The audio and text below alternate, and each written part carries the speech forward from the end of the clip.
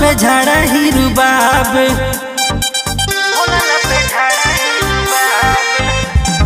चढ़ल हो जबनिया न कर तू न दनिया होला पे झाड़ा ही रुबाब जोई भी ससुरावा तो पूछा तो पहुनवा जोई भी ससुरावा तो पूछा तो पहुनवा ओकरा से देवी का जवाब छौड़ी गे ओकरा से देवी का जवाब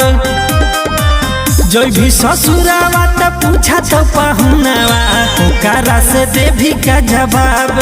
छौड़ी गे ओकरा से देवी का जवाब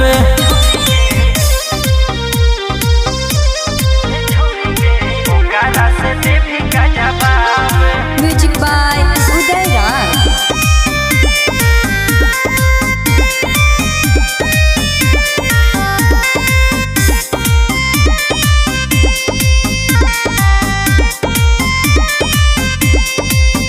होके खाली ऑनलाइन फोटो भेजा ही फाइनी दिन रात गे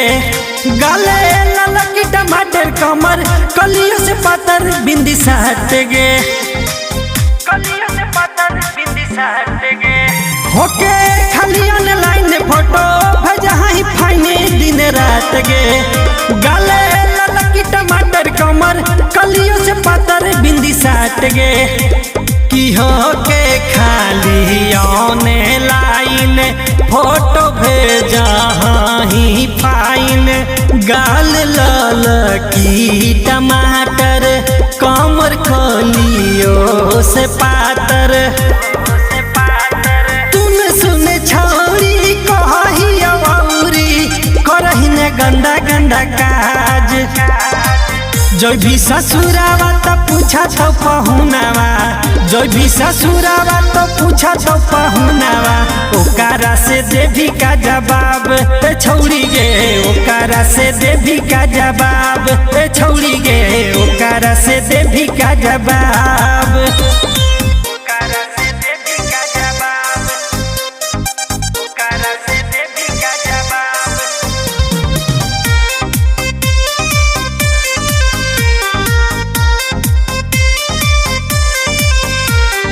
म्यूजिक बाय उदय राज।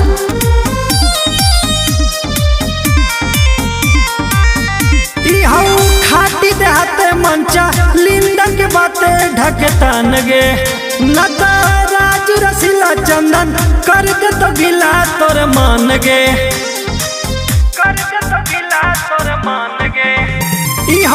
खाटी देहाते मंचा लिंदा के बाते ढकतान गे न तो राजू रसीला चंदन कर दे तो गिला तोर मान गे की हऊ खाटी दे हाथ मन चलिंदर के बात ना तोरा जूरा सीला कर दे तो तोरा गीला अपनी रहनिया अखिया के पनिया